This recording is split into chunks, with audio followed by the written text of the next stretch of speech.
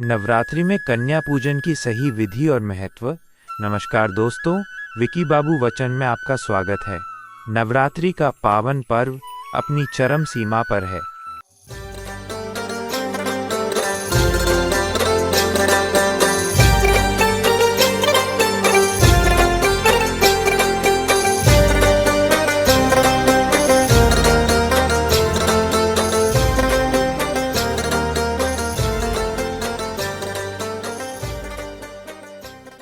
नौ दिनों की पूजा के बाद कन्या पूजन का विशेष महत्व होता है।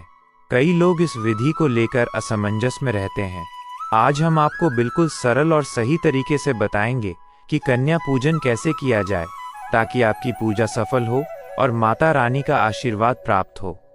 गणनायकाय गणदेवताय गणाध्यक्षाय धीमहि। सबसे पहले कन्या पूजन के लिए हमें कुछ जरूरी सामग्री की जरूरत होगी। आप इस वीडियो को सेव कर सकते हैं या नोट कर सकते हैं। कन्याएं 2 से 10 वर्ष की 9 कन्याएं, अगर संभव न हो तो एक भी काफी है। बटुक लड़का, एक छोटा बालक, भैरव का प्रतीक। थाली पूजन और भोजन के लिए।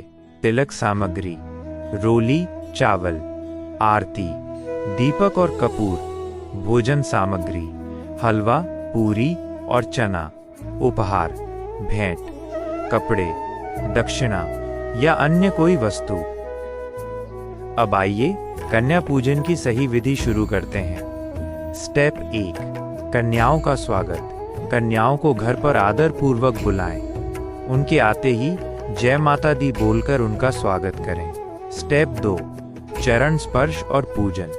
सबसे पहले एक थाली में पानी लेकर सभी कन्याओं के चरण धोएं। इसके बाद उनके चरण स्पर्श करें और उन्हें बैठने के लिए कहें। स्टेप 3, तिलक लगाना। अब सभी कन्याओं को एक एक करके माथे पर रोली और चावल का तिलक लगाएं। स्टेप 4, कलावा बांधना। सभी कन्याओं की कलाई पर कलावा, मौली बांधें। ये बंधन उनके प्रति आदर और सम्मान का प्रतीक है।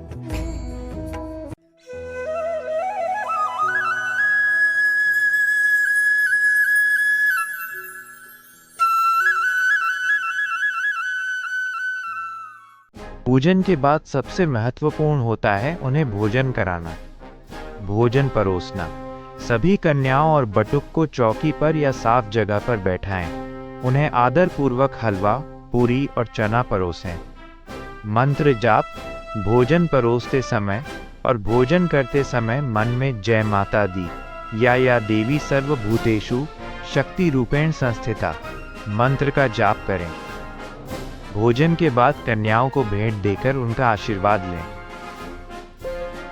चरण स्पर्श।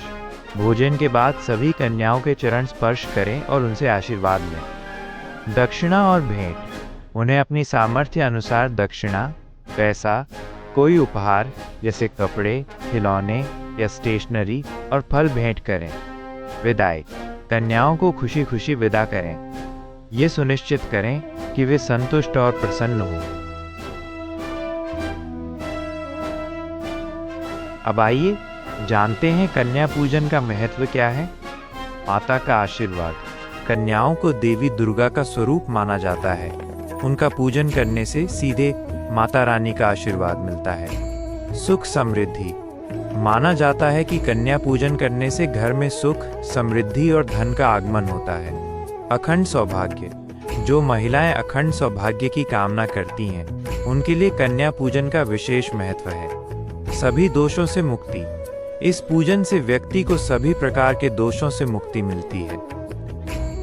कन्या पूजन के दौरान कुछ बातों का विशेष ध्यान रखें। समय। कन्या पूजन हमेशा शुभ मुहूर्त में ही करें। आयु। कन्याओं की आयु 2 से 10 वर्ष के बीच होनी चाहिए। स्वच्छता।